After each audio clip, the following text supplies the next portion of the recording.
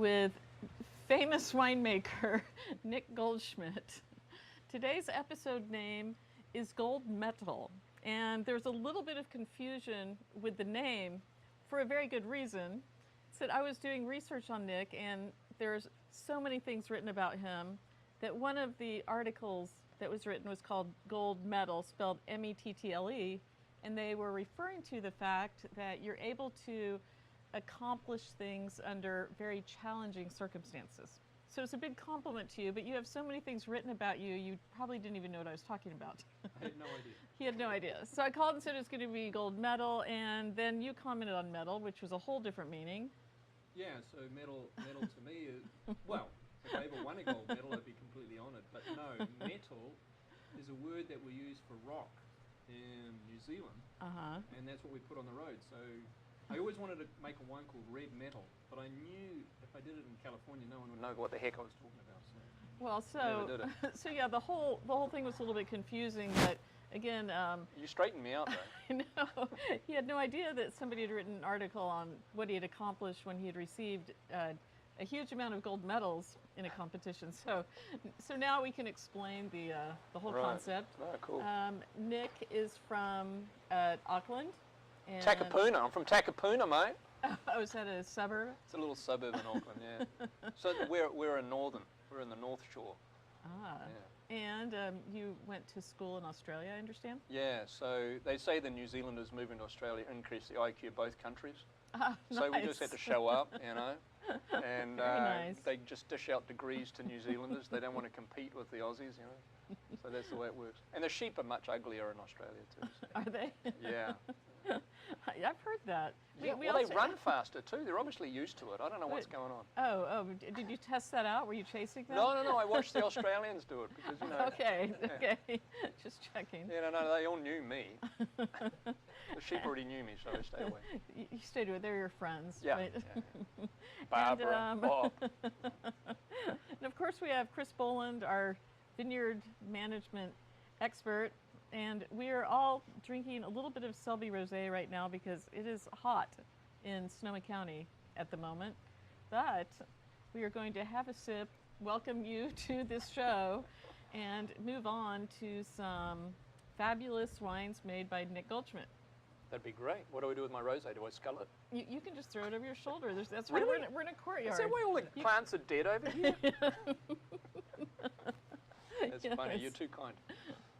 That was very nice, though. I liked it. Very refreshing. It was refreshing, wasn't it? Yeah. Thank you.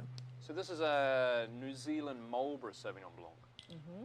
So it's 2019. Obviously, we've just finished the 2020 vintage, and we'll have 2020 in the bottle in about, well, before we even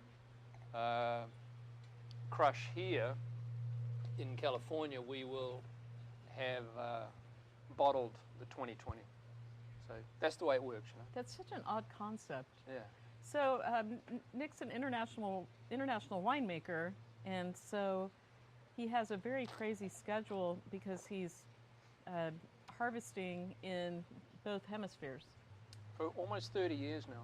So I spend a lot of time in Chile and Argentina, where we have vineyards, and then obviously we have vineyards in New Zealand. I used to have vineyards in Australia, but we got out of that, luckily. And then I also work in Canada. But my experience really comes from, 25 years in the corporate world. So I was chief winemaker for, Louis Vuitton still wine at the time when they owned Simi, because I was a winemaker at Simi for 15 years, and then Allied Domecq, which was the biggest company in the world at the time. And so we owned 58 wineries in 7 countries in those days, and then we got sold to Jim Beam, and then we got sold to Pernod Ricard and Constellation. And I've only ever had 2 jobs, but we just kept getting sold, It was just crazy. Well, I know that within Sonoma County, the first of your fame here was that you really put Simi Cabernet on the map. Which was pretty ironic, really, because when was the last time you had a really good bottle of New Zealand Cabernet? That would be never. 6 months ago, never. So in 1990, he's we didn't even grow Cabernet in California. But, You know, I work for an amazing lady, Zelma Long. So Zelma Long, and today, I mean, she has to be my #1 mentor for, you know, she was the second female graduate out of UC Davis. She was the first non-Mondavi winemaker of Mondavi. She was the first winemaker in California to do barrel fermented Chardonnay, and she became president of CME. And just an amazing lady, and she trusted me to do it. And she was actually one of the first females to rise that high in the ranks in the industry, like at any level. Absolutely. And today, she's world renowned. And if you, when we traveled in the US in the 80s and 90s, everyone would say to me, hey, say hi to Zelma, say hi to Zelma. Everyone knew her. And then you talk to young winemakers today, and people, they don't seem to understand, you know, a lot of the history of some of these winemakers who set the bar really high, really early for California. And that's what attracted me to come to California, really, was because the quality of wine that was being made in California in the late 80s was, you know, it was second to none. There was no other New World country that was doing that. Well, and don't you think at that time it was less common for us to get what we have now? We have a lot of people coming in, starting wineries quickly, maybe being super trendy. It just seems like things were moved at a slower pace, where you had to prove yourself and lay the groundwork to be established as a brand. Probably true, and I think it's funny the way that people say, you know, they'll ask you, how long is your wine going to last for? How long is your wine going to age? And I'll go, well, you know, Chelsea Merlot here, I've been working on this vineyard for 30 years. So I know how that wine's going to taste in good years, bad years, average years, etc. When you talk to a winemaker that's perhaps only done 4 or 5 vintages and he puts on his tech sheet, will age for 25 years, how the hell do you know? Didn't even make wine 25 years ago, let alone from the same vineyard. And so you're right, I think the pace is moving so much faster today. You know, people want to go, hey, what's hot, what's new, you know, what's interesting, who's the new up-and-coming winemaker? And I'm like, well, I want somebody to write an article of the 50 best winemakers over 50, rather than the 40 best winemakers under 40. Yeah. Because when Kim Jong-un drops a nuclear bomb, we all run to the bunker. What wine are you going to take? I want to take a wine I know is going to age. That you know is going to age. I want to have a wine from a winemaker that I drank, you know, 20 years ago. Anyway, I don't know. That's just because it says it on the back label, you know. I'm not going to put that on the back label. Yeah. Like, we also don't care if it pairs well with butternut squash souffle either. You know, oh, I do. The crazy. I love butternut squash souffle. What are you talking about? Yeah. Speaking of crazy back labels. Well, we need a corkscrew. What happened? We do. I bet we could count on Chris to find a corkscrew. Chris, you got a corkscrew. So this is really delicious, Nick. It's not as, it has brighter fruit than most New Zealand Sauvignon Blancs I've tasted. So Forefathers was the first wine I ever made on my own. It's the first multi-country wine. I was on a plane to, you know, LVMH also owned Cloudy Bay, so I was on a plane down to New Zealand to Cloudy Bay, and I'm like, why am I going to Cloudy Bay to make Cab, Chard, Merlot, Savvy, Riesling, and everything else? When people think Cloudy Bay, they think Marlborough Sauvignon Blanc. When you think Shiraz, McLaren Vale for me in Australia, Malbec, Uccle Valley, Cabernet, California. So we came up with a Forefather appellation, or the best appellation, best single vineyard you could imagine. So we only sell this in the US. That's really important because most of the Sauvignon Blanc, or the biggest drinkers of Sauvignon Blanc in the world, are from the UK. When was the last time you went to England and had a really good meal? I mean, I joke. But, you know, they eat fish. There's something to that. They eat fish and chips. I mean, I don't eat fish. We eat Mediterranean food. So we want to have Sauvignon Blanc come in the mouth with some texture and then have this lushness. Because we eat Mediterranean food. I don't want to have the wine be grassy and green and citrusy. It's green in a lovely way. It's green in a fresh way. It's not green in a flavor profile way. Thank you. It's very nice. Did you taste it, Chris? He did. I'm doing a good You're doing well. I knocked mine over. I'm a bit sweaty. Went for a bit of a run in the heat today. You guys don't taste. We drink. That's especially good wine. Oh, this is warm. now. So, this is something you produce and sell nationally, correct? Correct. Yeah. And how do people purchase it? Can they purchase it directly from you? They can. you can send me an email directly. It's nick@goldschmidtvineyards.com, or you can go to the website www.goldschmidtvineyards.com, and yeah, or you can call the office 707-431-8277. And what's your cell, Nick? 479-8692. You can do that too. I don't care. During this time of night, hey, I really look forward to like really weird. You know, you normally hang up on the crank calls. I'm actually accepting them now because no, you know, like there's nothing going on. I'm not traveling. It's so boring during I'm stay so in place. bored. I Like, got to listen to. you want to hear them. I Find wanna out hear- if your refrigerator's running. Whatever Yeah, it is. yeah. You're very funny. Good joke. It's interesting though too because this this also is a little bit tropical, and that's Yeah. that's not a description. And I describe my own wine as tropical, so it's not a description I would usually use for Sauvignon Blanc. Yeah. So it's the there. idea is to New Zealand. we change the winemaking a little bit. So what we do is we press like we normally do, and then I leave it on the juice lees for about 10 days cold. Now most people in California can't afford to do that because you need the tank space. But I leave it cold for 10 days because when you press Sauvignon Oh wait a Blanc, minute! You leave it cold. You don't rack it for 10 days. No. Ooh, picking up some secrets here. anything would help. No, so you know you press and you get a little bits of skin, little bits of pulp go through. So if you can leave it sitting there for 10 days cold, you're going to get more flavor. And I'm not a big believer in wine lees with Sauvignon Blanc. In fact, I take it off the wine lees. So there's two forms of lees, you know, there's juice lees and wine lees. And Nick's talking about the solids that settle to the bottom Sorry, of the tank. solids. So it's the lees. It's so when we Boras. press when we press and it goes into the tank, the solids go to the bottom. He's talking about the lees, but from what I'm understanding, you know, I rack it after 2 days and inoculate it. You actually leave it in its non-alcoholic suspended state, cold, for 6 days. 10, For 10 days. if I can afford the space. Wow, that's really interesting. Wait, Facebook is lighting up here. They want to know what's the primary difference between a New Zealand and Australian accent. Accent? Yeah. We've got a wine crowd here. If you're you know, what's the difference between the New Zealand and Australian accent? The easy way to do it, if you're an American, you go like this. Oh, hello, I'm from New Zealand. This is the way we speak. And if you want to be Australian, you just stick your tongue at the top of your mouth, mate. And and at the end of the sentence, you just go up like that. Very nice. Yeah. No, I can like put it, on I either. like it. It's very funny, you know, when you travel, I pick up the accent like quickly. If I'm back in New Zealand, it's really weird because my slang is 30 years old. Because I left New Zealand, we used to say things like good as gold, choice, how you doing, mate, Ron, see you later on.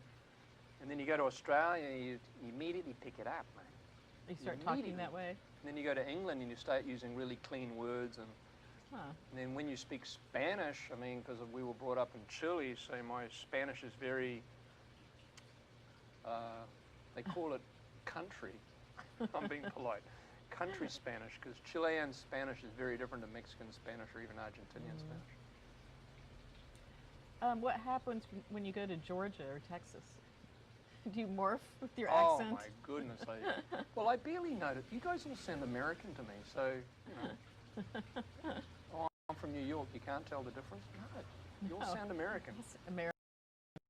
You all sound cute. I love American accents.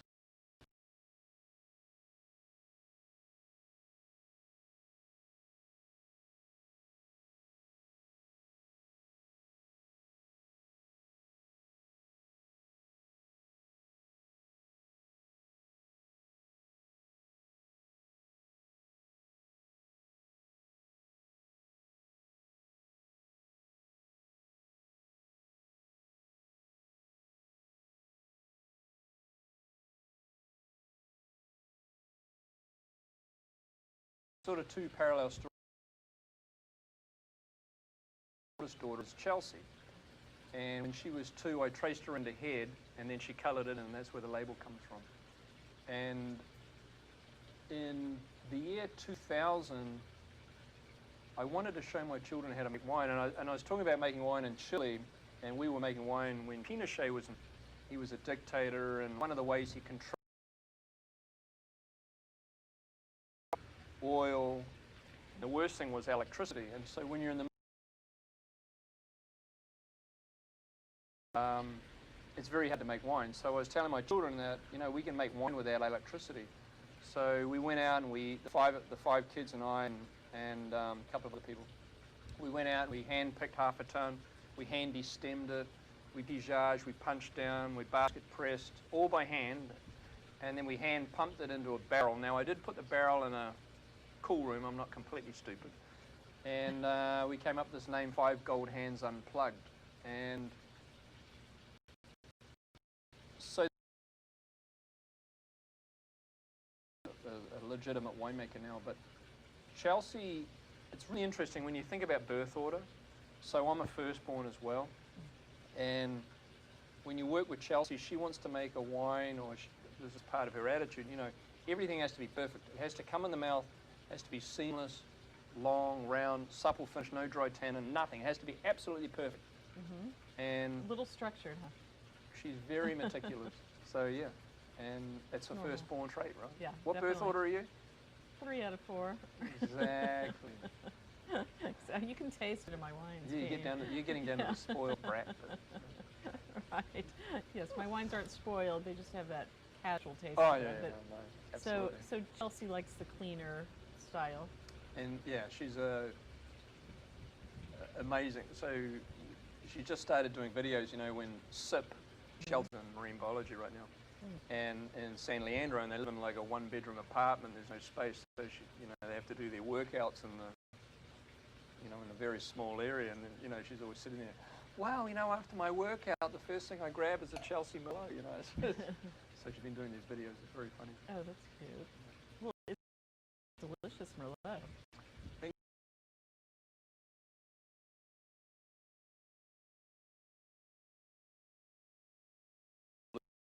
Cool. This vineyard used to be part of a very famous vineyard that the brand doesn't exist anymore, which I'm not going to go into. And yeah, very interesting. And this is a really cool video. They're showing a video right now of a vineyard that I own. In fact, I've just planted that piece. But this is a vineyard we call Staircase, so just north of where we are.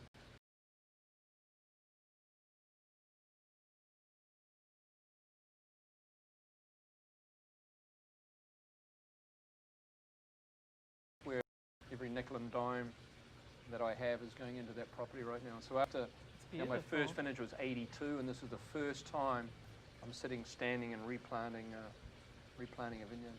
Vineyards look much steeper when you're actually standing in the vineyard. Yeah. You think, Chris? I mean, there's a big difference. Absolutely. And this is another vineyard. This is extremely steep. So that's Fitch Mountain. So this is another ranch. This is the Cabernet that we're going to try last. And this is farmed organically and pretty much dry farmed, which is really key for me too. Dry farming Cabernet is really cool. Yeah, do you have the option of irrigation, or do you choose to dry farm? That vineyard, even though it's close to the Russian River, there's not a lot of water available. And so, where we are right now, this is the Merlot, the Merlot that we're drinking right now. So we took this video on Monday, Tuesday, whatever. And so this is what we're drinking right now. So this is the Chelsea Merlot. But we're enjoying right now. Are those head trained, Nick? Or? Interesting question. So they were head trained, and then they threw up a couple of wires to make it look good, you know, Got it. just to Give the feel. impression of. Yeah. So it's I don't know. I kind of like. The more I've got used to California wines, the more I like the head pruned and then the repositioning of the head pruning, just to give it some form of structure, so we can get a little bit more canopy coverage. And one of the things I've been invited to do around the world, in fact, I just did a seminar in Argentina on global warming or global change. I don't think it's warming, but global change. You did a seminar in Argentina on so global change as it pertains to the wine industry? grapes. The grapes. Like what I've seen personally. And I didn't think I knew much about it, but then when I start looking at my harvest dates and the way we farm, I've definitely changed in 30 years. Yeah. You know, it's not till you sit back and look at it and go, oh yeah, you know what? I did change the way I irrigate, which is true. I'm irrigating earlier and doing less later. I'm changing the way I drop crop. I don't do as much. I'm looking for older vineyards. I'm looking, so there's a lot of different things I'm looking at. So you're Well, looking and on the winemaking side, I mean, you must get a lot of different both philosophies and prejudices. You're making wine in so many different countries. Are there anything you can like identify that are mostly Californian or mostly Chilean? I mean, do we fall into categories? I mean, there's a lot of traveling winemakers like yourself that kind of move around and obviously share ideas and philosophies, but I'm just wondering if there's anything like specific to countries that are absolutely. So there's basically 5 of us.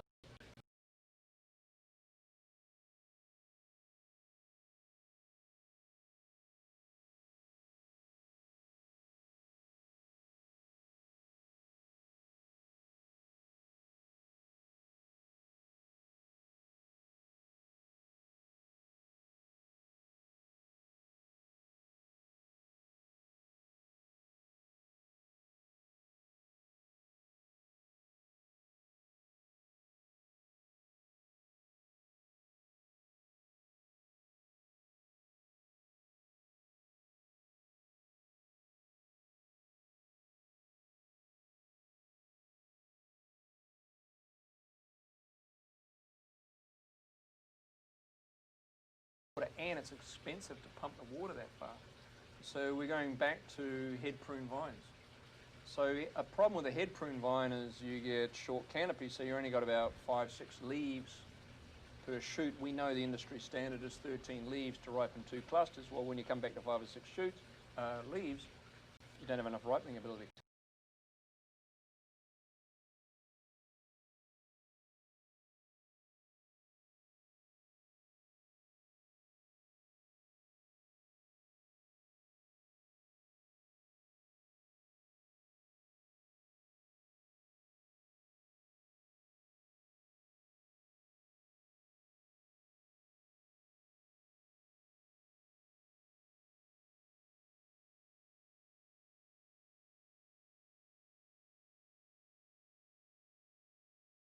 And everything, I don't know, there's no one rule. But And on the winemaking side, is it similar? I mean, do you find that Chileans do some things that are uniquely Chilean, or is it all a big melting pot now? No. It's the culture of wine is really what's important. So what I don't like is, I could make you 15 alcohol Alexander Valley Cabernet and a Napa Cabernet and a McLaren Vale Cabernet and an Ulco Valley Cabernet, and I'd line, these 6-7 wines up, and I'd ask you which one is from Argentina, which one's from Chile. You don't know.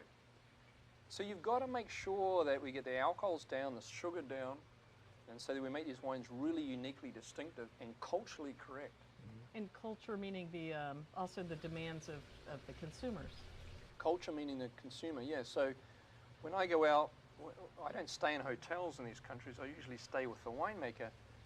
And so I hang out with their kids, I drink with their wives, I eat their food. And that's what wine's about. You can't come down and go, I want to make an American wine here in Chile. That's not going to work. Exactly.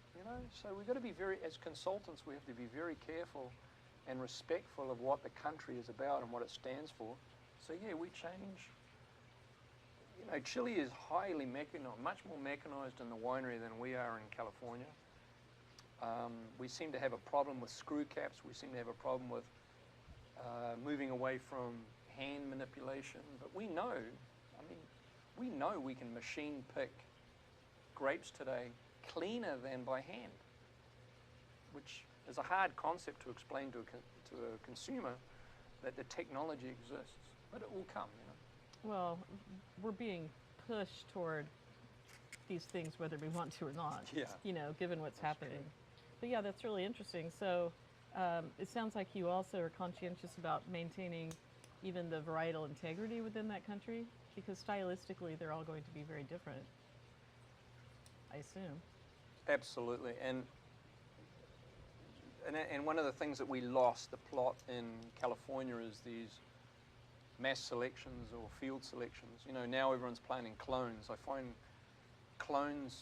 by planting clones of a variety, we've lost a lot of the different flavor aspects. And so like this Cabernet I'm about to open is a Marsal or a field selection. This is Jenkins and Jackson, 2 mass selections. It's not a clone. And when I travel around the world, it's the same thing. And they're often asking me, "Hey Nick, what's the hot clone of Cabernet in Napa or Sonoma?" I'm like, no, you need to stick with the Marsal, the traditional, to keep your wines unique and different. And a little bit of virus is actually not that bad. And you know, I don't know. We've got to be very careful. And Well, we've seen it. We've all seen it. Some trendy clone comes in, and it's not necessarily suitable for the vineyard it gets placed in. And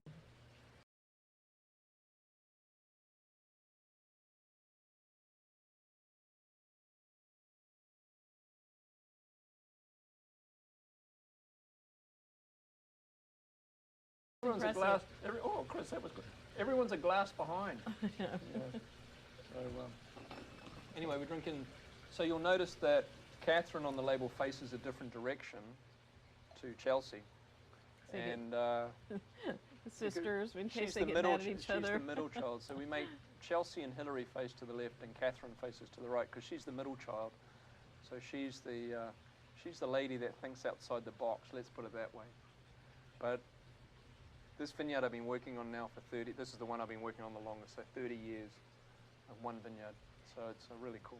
Just as a side note, is Catherine it works in the veterinary Correct. industry? Yeah, she's in Petaluma working in a vet hospital. Well, so she's still in science, following after Oh, her they're dad.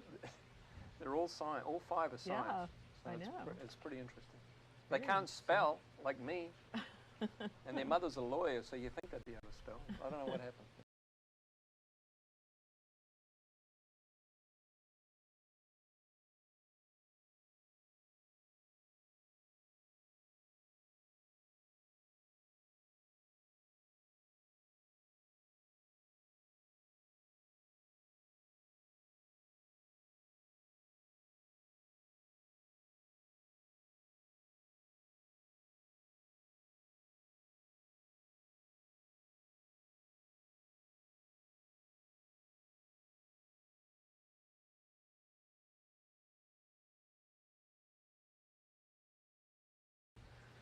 Those 2 things are really important to me. The older vine.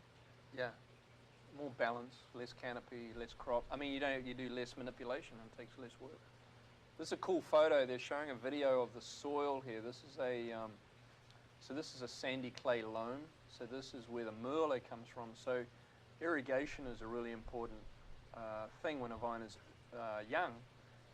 And so a little bit of clay with Merlot is important because there's better water holding capacity. I learnt this with Carmenere in Chile.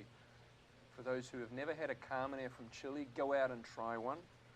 It's green, I know it's green and whatever. But when you drink it, you just get this fullness and this richness. And they're from Chile, so you got to go to the Chile section, drink a Carmenere. And Carmenere berry weighs about 1.4 grams, so it's pretty big. Merlot's about 1.2, and Cabernet's 0.95. So if you run out of water and you dehydrate Carmenere or Merlot, what you're doing is you're concentrating sugar acid and tannin, which is not what you want to do. So by having a little bit of clay, you've got better water holding capacity, and you can take through a little longer. So Merlot clearly needs different soil to what Cabernet does. It is a large berry. Chris will. Well, we're also getting some comments on Facebook about your lovely shirt there, Nick, and we want to know, is there history behind it, or is it just a cool day shirt? No, I have a whole wardrobe full of these shirts. So this is so this is one of my favorite producers or manufacturers. Are you Who sharing, or dresses is that you? your- Who dresses you? Who are you wearing Me. today? You think anyone? Dude, this is like, it's comfy. Is this the secret cool shirt? Or are you going to tell us who made this shirt? I have my. It's really weird. Everyone has these favorite places, but this is a shirt, a shop in Kelowna, and for those who know British Columbia and Canada, so this is 7 Downey Street, which is a brand from the UK, and they only sell it in Canada. Speaking of Canada, so you do consult in Canada. I love Canada. I was going to ask you, I know you like traveling there, and you like making wine there. Tell me what you like about it. It's a place that typically doesn't come to one's mind when we think of wine. No, so so there's two main appellations in Canada, Niagara, which is probably more well known because it's on the east coast, and then the Okanagan. And Okanagan is in British Columbia, so we fly to Vancouver, and then it's a 1 hour flight from Vancouver to either Kelowna or Penticton. So there's 4 lakes. Okanagan Lake is at the top, and then we got Scar, Vassar, and Osoyoos. And Osoyoos crosses the US border. So we have a vineyard right on the border of the US and Canada. It's very funny. So I can crawl under the fence into the US, and then the security guy, the security, or whatever you call it, the Border passport, Patrol. border control, they're on the other side of the lake. So they shine mirrors at you. Like, oh, we're Get watching back. you, go back, you know. But on the US side in Washington, they grow apples. But on the Canadian side, we grow grapes. And the winery I work for is called, the one that I'm most associated with, I should clarify that, is a winery called Checkmate. And we make Like the name. Chardonnays and Merlots. We've had 300-point wines now from Canada, from the Chardonnay. Wow. And it's, again, part of what makes it interesting is the people. You know, making wine in Canada, it's a family-owned operation, small little operation, and the guy that owns everything is just heart and soul. He's very distracted, but he loves wine. And he owns a number of wineries, and Checkmate is one of his little pet projects. And it's it's the southernmost winery that he owns, because we're in down by Oliver, which is a town near the Lake of Soyuz. And I just love working for these people. They're just fun and cool and Nice. doing all sorts of interesting things and different properties. And How often are you physically there? I try to go 6 times a year, Oh, wow. Yeah, To just that one property? Or? just that one But property. you see yeah. everybody. How many Canadian wineries do you consult with? Oh, just him. Oh, really? Wow. That's nice. Yeah, And no, how it's often great. are you in Chile or Argentina? 4 months a year. Probably. Yeah, big difference. Wow. So yeah, So you're traveling a lot. and then in New Zealand, obviously, and then you know we do. Well, you know what it's like, Susie. It's rough out there. I mean, we travel. Even last year, we would probably do. You know, I did 12 weeks a year in the U.S. sales arena. I'm sure you do it too. Oh yeah, I did. It's all Pounding changed. the streets. I know. Paying the dues, Yeah, peddling wine. exactly. I know those days have changed. Sort of, are you doing a lot of the virtual media stuff right now too? Oh yeah, no shit. Oh, That's good. really good. He's made for virtual media. Oh my God. Who wouldn't want to see this face? It's like, You mean like this? Yeah, It's like, for instance. But how many of these social media things did you do before March of this year? Exactly. I know. So it's a whole new. But we have learning, we yeah. have more people who have the fabulous opportunity to spend 30 minutes with the three of us. Yeah, Where absolutely. normally they would not have that. So we're bringing something we're bringing the vineyards to them, which is nice. I think it's a great idea, and when we do go back to whatever the new normal is, I don't think that this media will change. No, absolutely not. What are the productions like on the Chelsea Merlot and the Catherine Cabernet, and what are your price points? So Chelsea Merlot is normally about $20, $22, and it's 100% Merlot, vintage, vineyard, vegan. So we go with 4 Vs: vintage, vineyard, vegan, varietal, 100%. And we make about 2,000 cases of that wine. This is from the Alexander Valley. We make 2. We make one from Dry Creek and one from the Alexander Valley. The Dry Creek is only about 400 cases. The Alexander Valley is about 2,000 cases. And then the Catherine, it depends on, you get some states think that there's a lot of it made and other states have never heard of it before. So it's only really sold in 3 markets, but it's about 10,000 cases. Well, it's delicious. Thank you. Very good. But again, people can buy it directly from you. Yeah, Just as send well. me an email at. Oh yeah, and we have his Nick cell. We could at- run it across the bottom of the screen. Oh, you can. You have the technology. Right on. Yeah. Nick at GoldschmidtVineyards.com. Find me. No problem. So I have a question. Where is your favorite place to go when you're not consulting? Where's your favorite place in the world to go for fun, for your own enjoyment? I don't because you- travel for non-wine. That's, somebody asked me that once, and I was thinking, I don't know if I've been on a trip if wine was involved. No, so I don't know. I just started, until this whole thing happened, just started traveling around. But I had an amazing trip to Amsterdam Nice. last year. What an amazing! And I was thinking during this pandemic, Susie, we've been thinking about how the restaurants here in Healdsburg can open, and we've got this beautiful plaza and these fantastic restaurants, and how can we make them rework? And the beautiful thing about Amsterdam is, every town, these little central towns, they've only got one lane, and it's usually a bike path or a very slow car. Why can't we do that in Healdsburg? Why can't we bring people back to the restaurants and do the outside thing? And so yeah, an amazing city. Really. There's talk of blocking the streets of Healdsburg. Yeah, I just saw that. I mean, so, this town has always had a very European feel to it, and much more so than when you first moved here too. It was a little bit more rustic. But Well, Garrett's was in the square. I know, I The know. The hardware store was on the Right square. there, right there. But my point is that when things open up, this will always be a wonderful destination for Oh, tourists. We totally. live in the most wonderful town. We do. There's no question about that. So. So Nick, I have an unfair question to ask you, because you make wine all over the world. We're talking about Argentina and Chile, United States, California, Canada.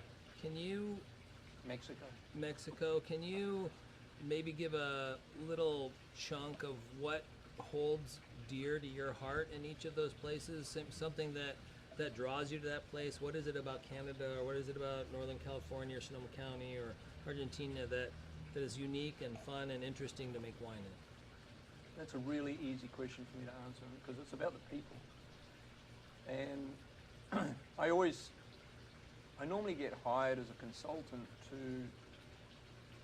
some owner of a winery or whatever hires me a consultant, and I always take a day or two to interview with the winemaker to make sure they're comfortable with me. And if they agree to hire me, it's a tradition now. I always say to the winemaker, I'm not always going to work with you, but we're always going to be friends. And so even when we may separate or whatever, trust me, I'm going to call you, I'm going to come hang with you. And when I retire, that's my whole destination. I've told, because I'm older than most of these guys I work with.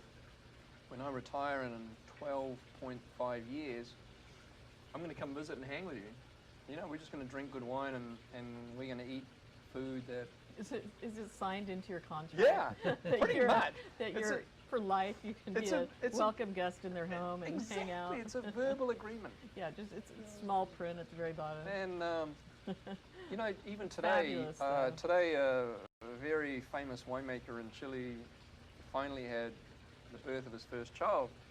And so he even called me. And I said, it's okay if you call the baby Nick. And they said, Nick, it's a girl. I said, well, Nikki works too, so that's fine. So they named their dog after me.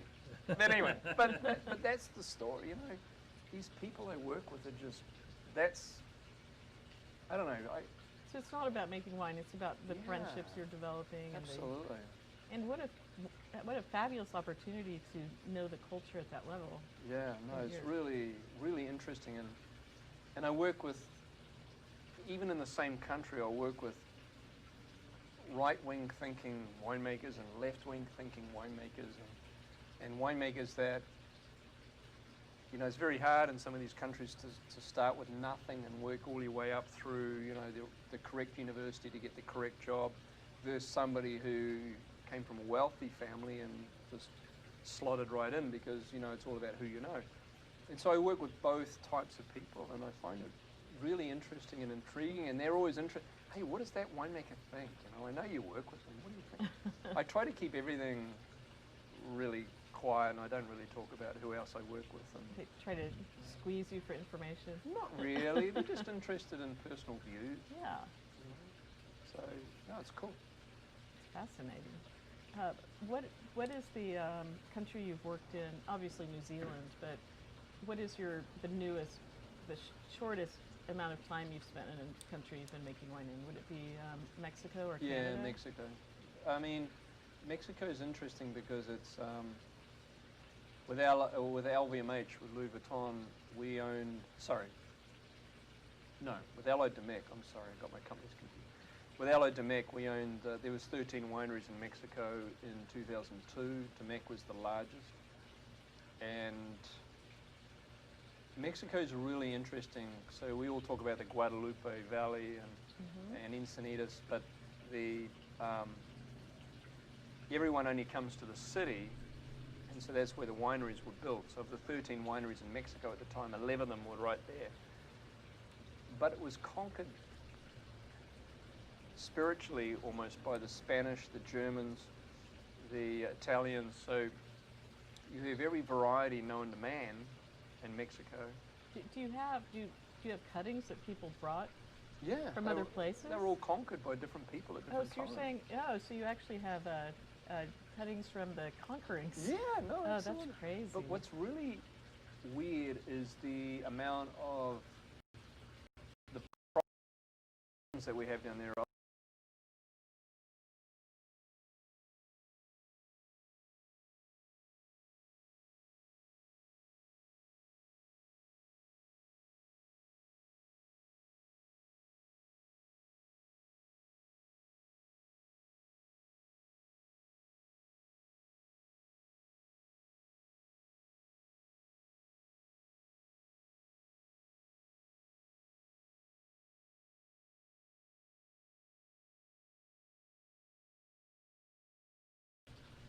You don't know what to plant.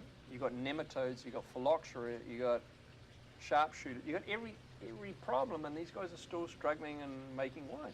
So then they started moving further up the valley to the next area, and then almost to the top of the valley now, which is a little cooler. You got higher altitude. You got less water, so more dry farming, and you still get the winds coming up the valley.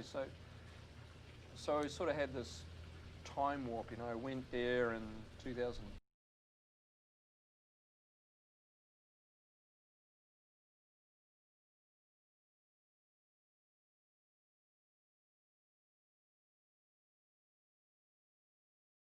No, I understand it. I speak enough working Spanish, working winery Spanish. Cellar Spanish. Now, are there any other countries that you plan on pursuing? Should you so be? No. If somebody invites you to consult in I'm something always, new, I'm you're always ready for a new challenge? Absolutely. Well, Absolutely. it's pretty exciting. Are there any more questions, Chris? Facebook